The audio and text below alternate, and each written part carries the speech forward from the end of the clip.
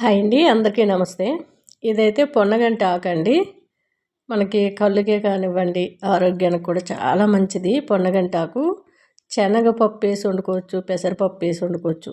కొద్దిగా రాళ్ళుప్పు వేసి శుభ్రంగా 2-3 సార్లు కడిగేసి మనకి వడగట్టుకోవాలి. ఒక జల్లెడ లాంటి దాంట్లో పెట్టి నీళ్ళన్నీ వడిసిన తర్వాత నేను కుక్కర్లోని ఒక ఉల్లిగడ్డ సన్నగా తరిగేసుకున్నాను, ఒక 5-6 టమాటాలు, 2 పచ్చిమిర్చీలు, పొన్నగంటి ఆకు, అట్లనే కొద్దిగా రాళ్ళుప్పు, పసుపు, కారము వేసుకున్నాను.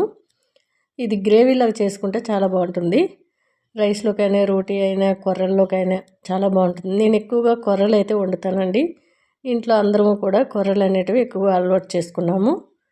మీరు రైస్లోకైనా, రోటీ అయినా బాగుంటుంది. ఈ పొన్నగంటి ఆకు అనేది ఇలా తరిగి నేను మొత్తం వేసేసుకుంటున్నాను. ఇలా చేస్తే మనకి గ్రేవీ చాలా టేస్ట్గా ఉంటుంది.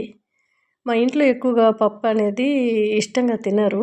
ఎప్పుడైనా చేస్తే పెసరపప్పు తింటారు, కానీ కందిపప్పు అనేది చాలా తక్కువ వండుతాను, ఎప్పుడో ఒక్కసారి, కానీ చాలా తక్కువ.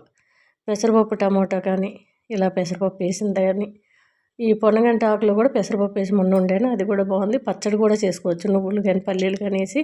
నేను ఒకసారి నువ్వులు వేసి పచ్చడి కూడా చేశాను. మీకు కావాలంటే ఛానల్లోకి వెళ్ళినట్టయితే కనిపిస్తుంది, ఫుల్ వీడియో పెట్టాను. ఇలా ఒక 3 విజిల్ వచ్చే వరకు కొద్దిగా వాటర్ పోసి స్టవ్ మీడియంలో పెట్టి ఉడికించుకోవాలి. మెత్తగా ఉడికిపోతుంది, చాలా బాగుంటుంది. పొన్నగంటి ఆకుతో ఆమ్లెట్ కూడా వేసుకోవచ్చండి. నేను సన్నంగా తరిగి పెట్టిన పొన్నగంటి ఆకు ఆమ్లెట్ కూడా వేసాను, చక్కగా వచ్చింది. డైట్ చేసే వాళ్ళకైతే అలా ఆకుకూరలతో ఆమ్లెట్ అనేది ఫుల్గా, ఒక ఆమ్లెట్ తింటే చాలు, కడుపు ఫుల్ అయిపోతుంది. చాలా టేస్ట్ కూడా ఉంది. పొన్నగంటి ఆకుతో ఇలా స్మాషర్తో కానీ, పప్పు గుత్తితో కానీ మెత్తగా మెదుపుకొని కొద్దిగా కొత్తిమీర వేసి పోపు అయితే వేసుకుందాము. స్టవ్ పైన ఒక గిన్నె పెట్టేసుకొని దాంట్లో ఒక 2 స్పూన్ల వరకు ఆయిల్ వేస్తున్నాను. ఈ ఆయిల్ పొకాడీలు వేయించుకునేది, అందుకనే ఆ కలర్లో ఉంది. మనకి నేను శనగపిండి పొకాడీ చేశాను, ఉల్లిపాయది. దాంట్లోని ఆయిల్ అనేది ఇలా పోపులకి అయితే వేసాను. కొద్దిగా ఆయిల్ వేసుకొని 2 స్పూన్లు ఆవాలు, జీలకర్ర, కొద్దిగా మెంతులు, ఎల్లిగడ్డ 2, ఎండుమిరపకాయలు, ఇంగువ, అంతేనండి. మీకు కావాలంటే కరివేపాకు కూడా వేసుకోండి. టేస్ట్ అయితే చాలా చాలా బాగుంటుందండి. పొన్నగంటి ఆకు ఒట్టిగా వేయించుకున్న, నేను మొన్న కొబ్బరి పొడి వేసి వేపాను కూడా. మాకు పొన్నగంటి ఆకు అనేది ఎక్కువగా దొరుకుతుంది అన్నమాట. ఇక్కడ తెచ్చి వేస్తూ ఉంటారు. ఒక కట్ట 5 రూపాయలు ఉంటుంది, 4 కట్టలు 20 రూపాయలు, పెద్ద సైజులో ఉంటాయిలండి. ఇలా అయితే పోపులో వేసేసుకొని చక్కగా కొర్రలు పెట్టుకొని అయితే తినేసాను.